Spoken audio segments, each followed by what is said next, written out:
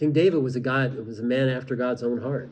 And David was a great man. He wrote the Psalms. He was a warrior that wanted to defend God. He was everything that you could, well, okay, let me rephrase that. Maybe not everything you want, but he wanted to defend his people.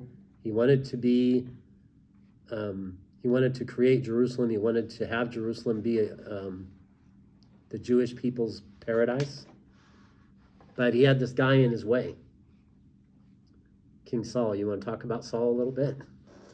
Oh, well, King Saul, when the Israel's asking for a king, and they're saying, we want a king, we want a king, we want a king, and Samuel says, are you sure you know what you're going to get? And he explains it to him, but King Saul went up to where Samuel was and became part of what was going on. They had a feast for him. He became a participant in that. He was anointed. They gave him the kingship. He didn't even really want it. According to the early part, he went and hid somewhere among the baggage to be transported. He didn't want to be seen. When they finally make him king, and then he just starts going off the rails, doing what he wants instead of what God wants. And that's all recorded in there. Mm-hmm. He's after that. He's trying to kill his enemies in not a straight-up manner. He's going after David, throwing spears at him, have people hunting him down, trying to entrap him, because he hears he's a threat.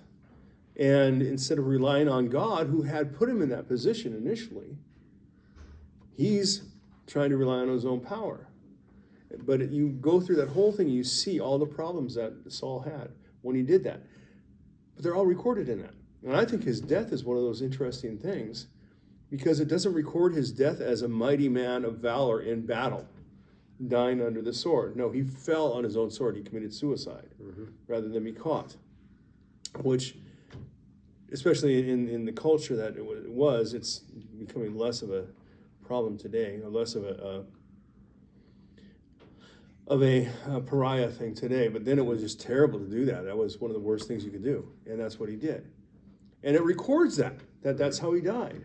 Yeah. That they refused to kill him, but he said, okay, I'll kill myself then. And up till this point, David is portrayed as an incredibly honest and loyal servant. He has Saul trying to kill him constantly. He has a couple different times where he could have killed Saul himself.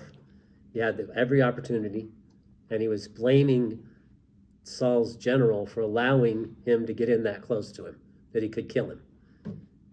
So it's a glowing report on David until... Well, even when they select David, because Samuel comes in and he says, show me all your sons. Mm-hmm.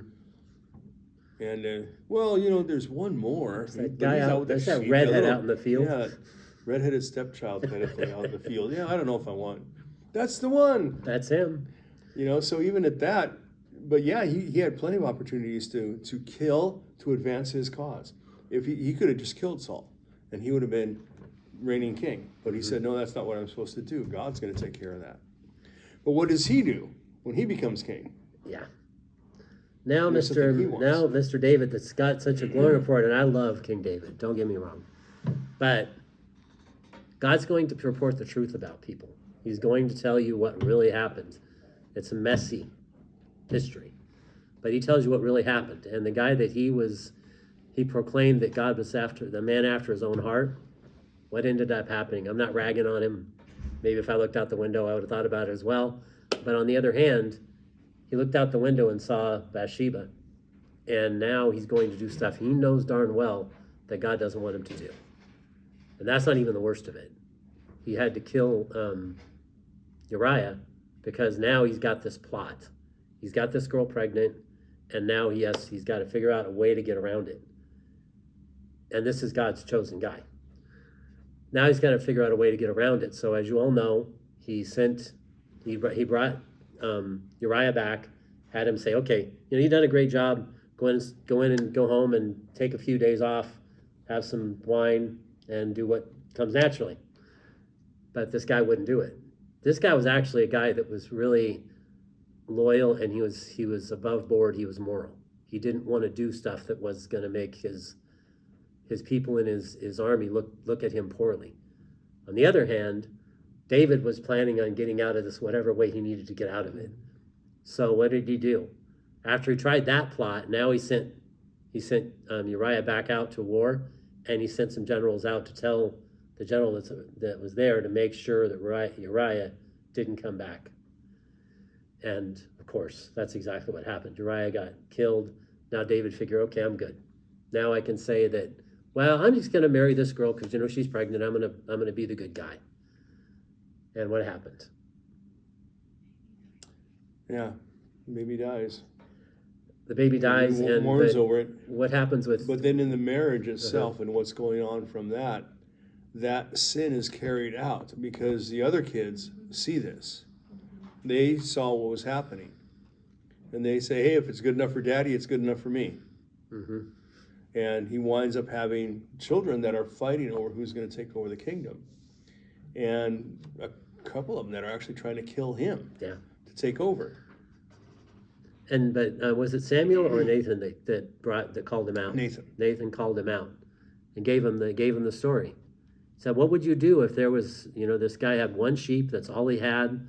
The other guy had all the sheep he could possibly want, but he wanted that one sheep, and he went and took him. What would you do to somebody like that?" And of course, David was incensed. And then Nathan said to him, "You're that man."